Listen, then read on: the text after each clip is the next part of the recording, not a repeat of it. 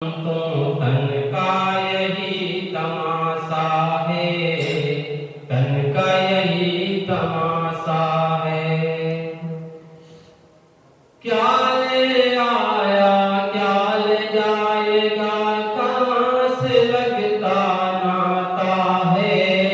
क्या ले आया क्या ले जाएगा, कहाँ से लगता नाता है। मुट्ठी बांधे आया जग में, हाथ पसारे जाता है। मुट्ठी बांधे आया जग में, हाथ पसारे जाता है। पानी बीच बतासा संतों, तन का यही तमाशा है, तन का यही तमाशा है। किसकी नारी कौन पुरुष है, कहाँ से लगता नाता है, कहाँ से लगता नाता है। किसकी नारी कौन पुरुष है, कहाँ से लगता नाता है, कहाँ से लगता नाता है। बड़े निहाल खबर नातन की, बड़े निहाल खबर नातन की, बिरही लहर बुझाता है, बिरही लहर बुझाता है। पानी बीच बतासा संतों, तन का यही तमाशा है, तन का यही तमाशा है।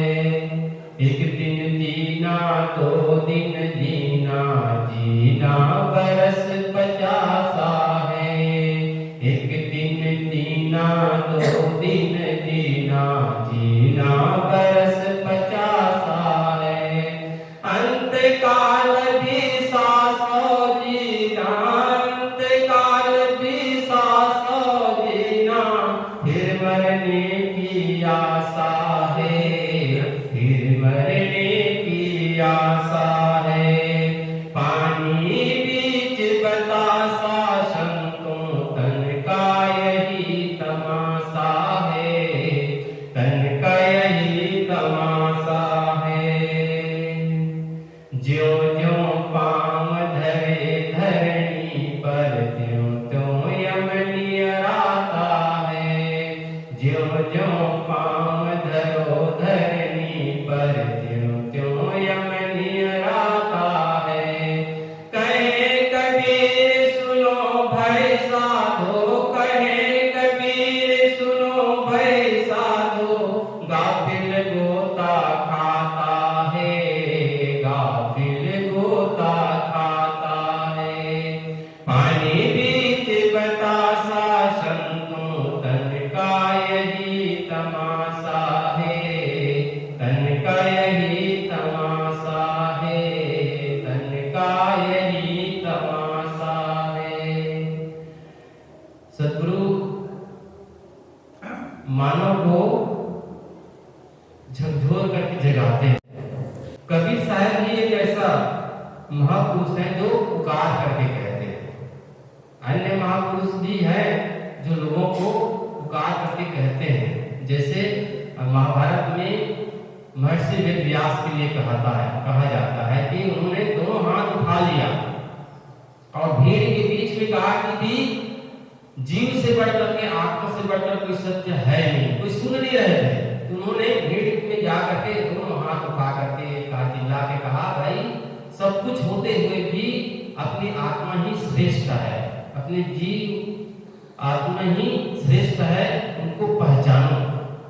ऐसे ही सद्गुरु कबीर साहब अपने समय में हर समय मानव को झकझोरते हैं, जगाते हैं। ऐसी ऐसी बातें कह देते हैं कि आदमी को आश्चर्य होने लगता है। आप सबने सुना होगा कि उनके उलटवासी पद है, और उलटवासी पद है जो सामान्य रूप से बोलचाल की भाषा से थोड़े से अलग हट करके, तो उसमें लोगों को एक जिज्ञासा होती है क्या कहना चाहते हैं, है ना। जैसे कि आप उसके पद में आप सुन सकते हैं, अंडा था बोलता बच्चे बोलत ना, सत दर्शन संशय पड़ी जीवों को गमना। तो उसमें क्या कहा गया है, जब अंडा था तब वो बोलता था, और जब अंडा फूट करके बाहर आ गया तब क्या किया, अंडा था तब बोलता,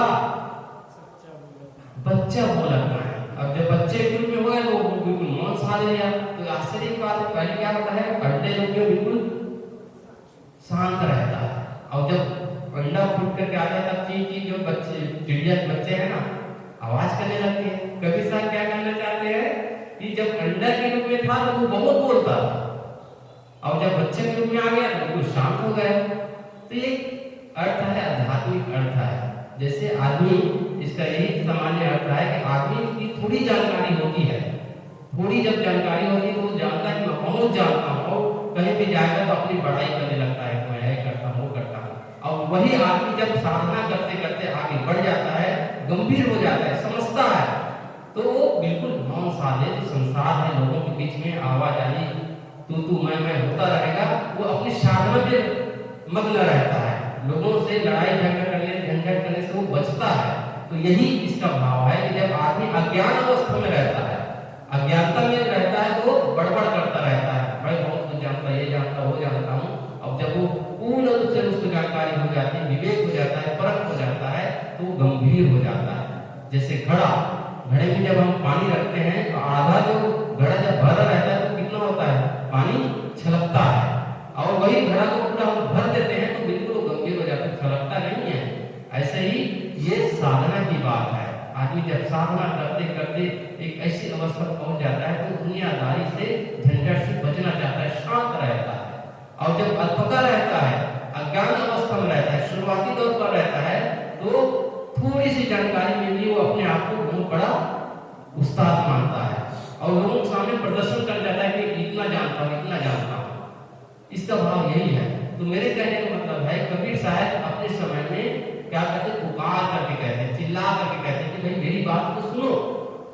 तो क्या कहना चाह रहे हैं कि पानी बीच बतासा संतों, तन का यही तमाशा है। तन की क्या है, आए गए आदमी रास्ते रास्ते चला जा रहा है, और कुछ ऐसे अटैक आया, उसी समय में धराशायी हो गया। जीवन का कोई भरोसा नहीं है। वैसे तो आदमी जन्म लेता है, वर्षों तक जिंदा रहता है, और कुछ लोग ऐसे होते हैं, कुछ ऐसे होते हैं कि वो माँ के गर्भ में ही भरा हुआ निकलता है, आता है। तो जीवन का कोई गारंटी नहीं, भरोसा नहीं है। इसलिए जितना हम सबको समय मिलता है, उस समय का हम एक प्रकार के सदुपयोग करें, अपने जीवन को, अपने गुणों को हम पहचानें। तो आइए और आगे हम विचार सुनते हैं हमारे साथी श्री सरेंद्र साहब से। आपसे निवेदन है कि थोड़ी देर के लिए आप अपने विचार सबको लगाने करें। बोलो सद्गुरुदेव की जय।